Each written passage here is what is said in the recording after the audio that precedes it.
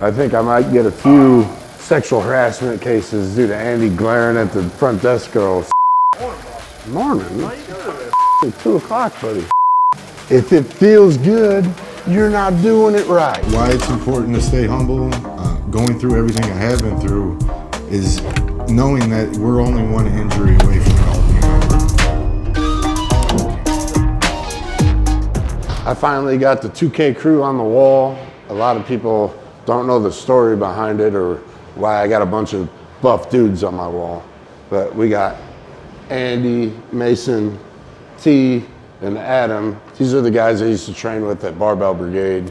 We did a bunch of YouTube videos together. We trained basically 4 days a week with each other for 4 years, I think. You know, it started with me and Adam, a few other guys that ended up falling off, but then we recruited some of the best lifters in the area because we all wanted to get better. So T was a world record holder before Larry Wheels. Andy ended up going 2,200 in sleeves, 22 something. Mason and Adam, I think, were 2,100, or at least close to. And what's notable about Adam is he did it naturally. So he was a guy, trained with us, never even talked about steroids, never complained about it, never was like, oh, it's unfair, you guys are, like, numbers were numbers to him. And I respected the shit out of that. Like, you know, he competed against guys that were using, and he beat them. And, you know, it was never a conversation of like this disadvantage. Like, he didn't care. It was like, well, they chose to do it, I chose not to do it. Our numbers are our numbers. You know, there would be no Indy City Barbell if I hadn't have met these guys. These guys were good character people, that quality people that just impacted me in a positive way. And I wanted to recreate that here in the Midwest because we didn't have that environment. And we're back on the bike. I usually come in here looking like a bum. I'm like, fuck it, I'm already engaged. I'm not here to impress anybody. Sure as shit ain't lifting weights. All right, here we go. He's gonna get it this time.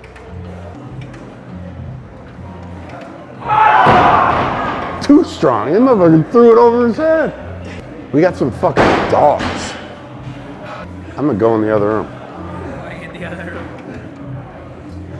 I don't need anybody to see me.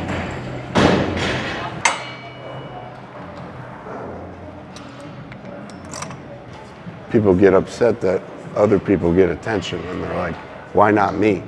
And some of them, dude, like, yeah, you might be stronger or have better lifts or have a better look to you, like, but you might not have anything to say or a cool story or whatever. You might have not even got an opportunity.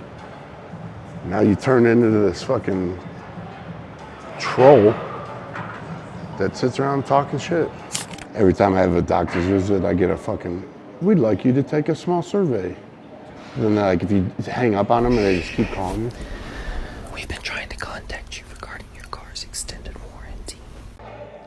But I could tell you for sure, like, being a more muscular guy, when I started dialysis, you know, doctors treat you a certain way. You like walk in a room and they're like, well, you know, they're gonna be drug testing you for steroids. And I'm like, is this a conversation you have with everybody? Like Cindy Lou, that 74-year-old woman next to me, did you talk to her about this? Because it seems kind of weird that I'm being like pointed out.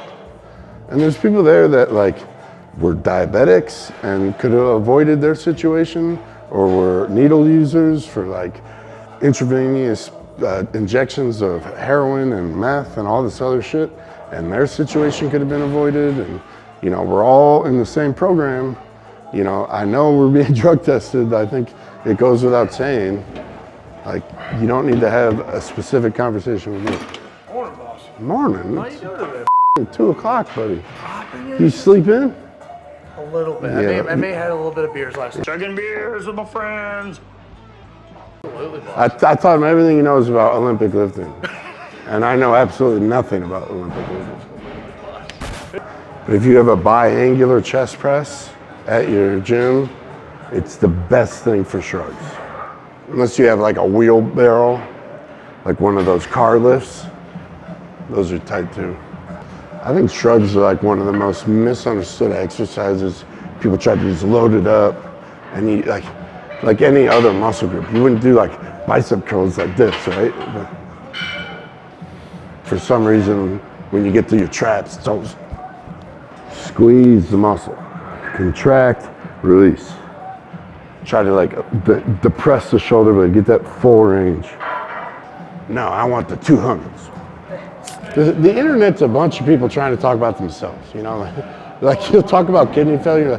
That reminds me of the time I had the cold and I couldn't train for 3 days. I'm like, yeah, 5 years of dialysis reminds you of that one time you were sick for 3 days? Wow. Ooh. You gotta make it feel good to you. If it feels good, you're not doing it right. So I'm coming day and night. I mean, it's terrific, right?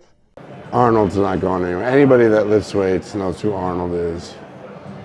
People that don't lift weights know who Arnold is. But like, you know, some of the old school legends are getting lost, especially in powerlifting. Like it's a what have you done for me lately sport.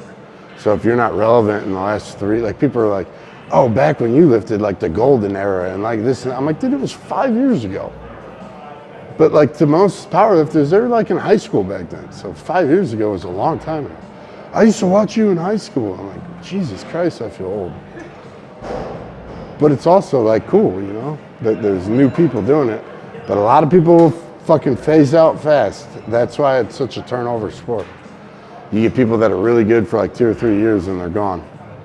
I'm a good example of that. People know I fuck with Vinny Paz heavily. And he's a real lyricist. But like the beats are solid. Like I don't like the new mumble rap bullshit. All they do is rap about cars and money and bitches. I'm like, man, but I want to know how you got there. Well, let's talk that story. Talk about the hustle. Yeah, did you sell drugs or you just like step into the studio one day and decide you were going to be a thug? It's doing the same thing the chest press was. It's going to snap. We got one more set. We're gonna finish what we started. Dude, like life as a gym owner, you're always fixing something. And it's usually not anybody's fault. It's just we got big boys here, man. We got big girls here. They lift some fucking weights. I told you, we got them dogs. We got the strongest people in the state. You think your equipment's gonna hold up to that? This ain't LA Fitness, dog. But that cracks me up. People are like want brand new everything and shiny everything, and I'm like, that's not a gym people train at. I want a gym people like get down, throw 315 pounds clear over their head. And like the biggest dudes here are so humble. Like they help people. They're not just staring at you, making you feel awkward. Well, yeah, he's big, but his glutes don't match his quads. You're like, shut the fuck up. I feel like if you like your guys with big glutes, good for you. Doesn't mean you got to share that opinion. I got a buddy, he posts videos of himself like posing after his workouts, and he's a pretty good bodybuilder, you know? But he's like hairy and bald. Not a good combination for social media. These guys are ripping them apart. Like, well, I don't shave your body. You look like a monkey. You could grow hair on your head, your shoulders, but not your head. You're like, dude, why do you care? Why is one grown man so much interested in another grown man's body hair? It goes back to what I was saying, man. Like these guys aren't doing shit, so they're jealous. Plan on getting back to them. I'm gonna bring a dip station home. 6 weeks after surgery, they say no weightlifting, but dips and pull-ups ain't weightlifting. Yeah, and it's really just to minimize muscle loss, right? Like I'm not trying to build anything, I'm just trying to minimize the loss. And you'd be surprised, it doesn't take that much to stay in shape.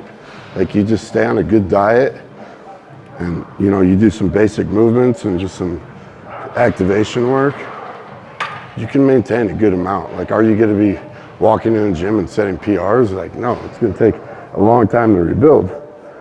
But it's gonna be a lot easier if you maintain.